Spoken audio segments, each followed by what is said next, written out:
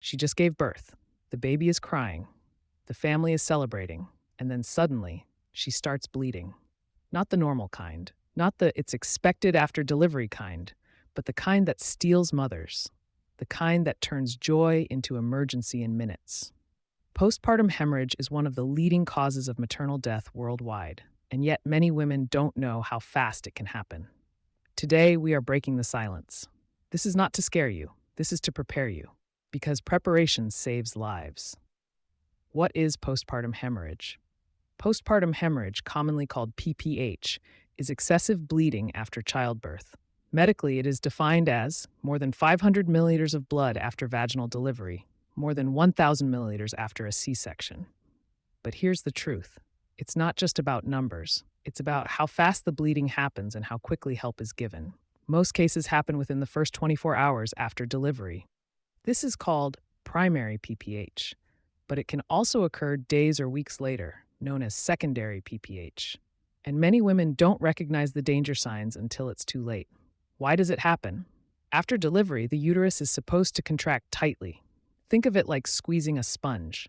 When it squeezes, it closes off blood vessels where the placenta was attached.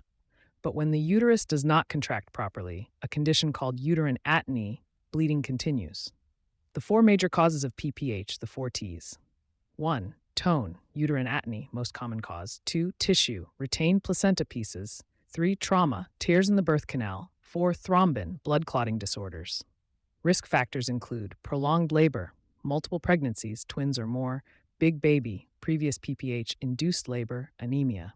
But here's something important. PPH can happen even in women with no risk factors. That's why awareness matters for every woman.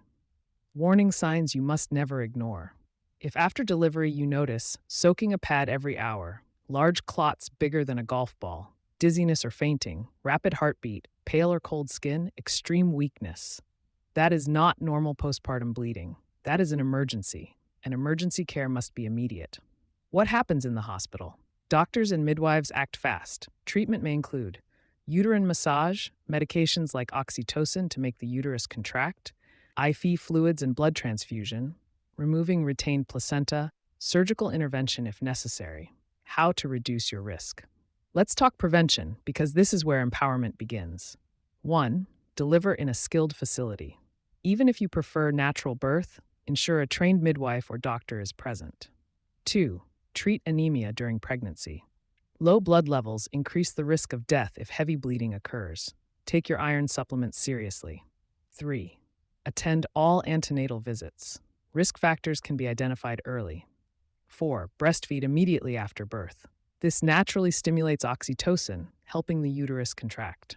5. Know your history. If you've had PPH before, inform your healthcare provider early in pregnancy. We talk about baby showers. We talk about newborn outfits. We plan photo shoots, but we rarely talk about maternal survival. Motherhood is powerful, but it is also physiological stress on the body. You deserve preparation, not panic. You deserve knowledge, not silence. Postpartum hemorrhage is preventable, it is treatable, and most importantly, survival is possible with rapid action. If you are pregnant, prepare. If you are a husband, be informed. If you are a mother, share this knowledge. If you are a health worker, advocate fiercely. Because every baby deserves a mother, and every mother deserves to live. If this video educated you, share it with one pregnant woman today. Subscribe for more real, evidence-based women's health education. This is not just content, this is life-saving knowledge.